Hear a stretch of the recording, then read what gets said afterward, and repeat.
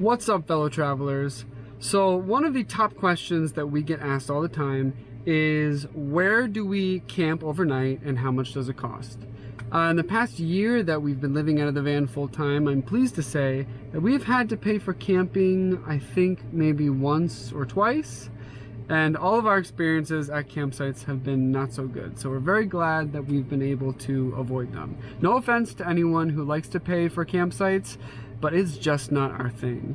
One of the reasons why we got this van is so we can go explore and boondock and be out on our own in the middle of nature, and it's been able to give us that opportunity. So in this video, we're going to tell you about our top 3 places to stay for free overnight.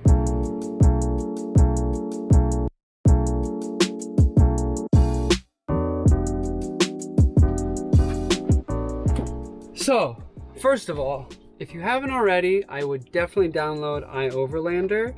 It's an app that basically tells you where all of the free campsites or boondocking sites are. It has a lot of great information, like it tells you where dump sites are, where you can get potable water and things like that. And we have a lot of apps, but usually that's the first app we go to because it's the most comprehensive and it's really crowdsourced. So you might even find a couple reviews from yours truly, but a lot of people will go on and review different free campsites and take pictures, so it's really informative.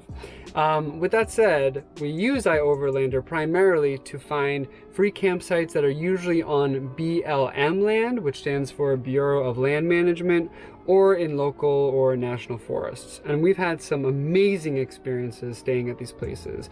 So for example, we've been to the Alabama Hills in California, which is really one of our favorites.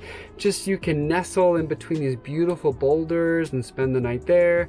We've been outside of Yellowstone or along the cliffs of the Badlands. Just amazing, amazing places in this country that you can stay for free. And pretty much you roll in, you hopefully find a level spot, and you just enjoy it. Most of these spots will have a stay limit, so that's something to keep in mind. For some it might be 5 days, for others it might be 14 days, so you should really read the different signs. Also, a really important thing, please, if you guys are going to some of these campsites, leave no trace. It's such an important principle, and a lot of these free campsites are closing down because people are just not doing a good job and leaving all of their crap and trash. So please be good stewards of this environment and of these different campsites so that these sites continue on into the future. So if come here, buddy. So if you didn't find a good spot on iOverlander at some BLM land or some national forest land, your next best bet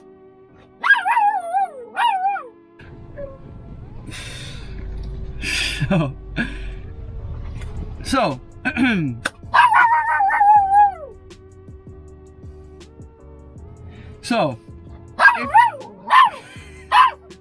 what do you want?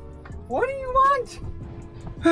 So if you weren't able to find a good enough spot on iOverlander at some BLM land or some state or national forest, your next best bet is probably to do some parking lot surfing.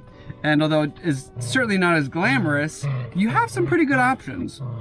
Our top pick for parking lot surfing is Cabela's. They have spots dedicated for RVs and vans, and you meet a lot of cool people there that you can interact with. And they have on-site dump site usually, and potable water. While some of the taxidermied animals inside can be a little creepy, you can definitely pick up some good supplies if you need it. Second best option is probably Cracker Barrel. So we actually love staying at Cracker Barrels because they have dedicated RV spots. They're all over, and you can actually go on their website and do trip planning that'll take you around the country just by staying at different Cracker Barrels. And there are a lot of them, so you can usually find one in an area that you need, and we've had pretty good interactions with people there without issue. If you don't find a Cabela's or a Cracker Barrel, we've heard good things about Bass Pro Shops, but we haven't checked them out yet. But your next best bet is probably a Walmart. Now, a lot of Walmarts, for some reason, are cracking down on van lifers and RVers. And it used to be like a couple years ago that you could stay at a lot of Walmarts, but now a lot of times we're told by management that you can no longer stay there, or security is looking around and they'll kind of kick you out because you're not supposed to be there, which sucks. But also, we've had the sketchiest interactions parked in Walmart parking lots with people. Now, if we can't find a spot at Cabela's or a Cracker Barrel or a Walmart, then our last resort is usually a rest stop or a truck stop. And these are not ideal because you park next to these huge rigs with loud generators. Again, we haven't had the best of interactions with people we've been sharing truck stop or rest stop parking lots with, but it's always an option that's available, and some of them do have dump sites as well. One thing I definitely recommend is before you stay at any of these places, we also check like a crime map, or we'll give them a call and ask if the neighborhood is safe, just to make sure that we feel safe and comfortable parking our van, you know, in those parking lots. And if something weird happens, we don't feel safe, we have our bear spray just in case we need to use it on bears or other humans that are trying to break into the van, which we haven't had to do yet. Thank goodness.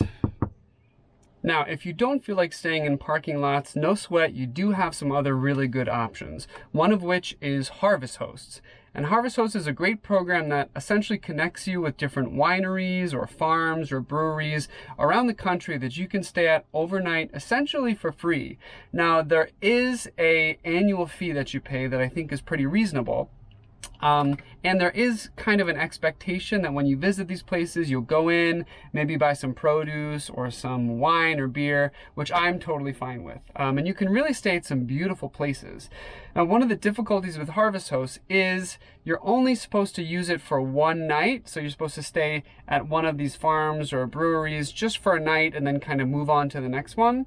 And Paul and I like to sometimes spend a couple nights in places, but it's great if you're kind of on your way to a destination and you want to stay in a pretty location. The other difficulty is it does require some planning. So you have to call ahead and connect with the host and essentially make a reservation. And for those of you that are good planners out there, I'm sure that's no problem at all. But Paul and I are notoriously bad planners. So sometimes we try and call and they're closed, or we don't have enough time and we're not able to meet their arrival time. But it is a really good option on the table for those of you good planners out there that are okay staying one night in a beautiful farm or winery. And for those two who like to drink wine and beer. Now, if we haven't been able to find any spots at Cabela's or at BLM Land or somewhere where we know we can park, then we resort to our last option, which is parking in places that either we know we're not supposed to or we're not sure if we're supposed to. Now, I feel like I should put a legal disclaimer at the bottom saying don't try this at home, but you know, if you're in a van, sometimes you're in a bind or a pickle and you just gotta do what you gotta do. So this means staying at places like when we were in Portland, we stayed in downtown Portland in a neighborhood, or some areas, you know, in St. Petersburg, we stayed in some nice neighborhoods just on the street, or maybe even some 24-hour fitnesses or gyms or grocery stores, anything that's 24-hour.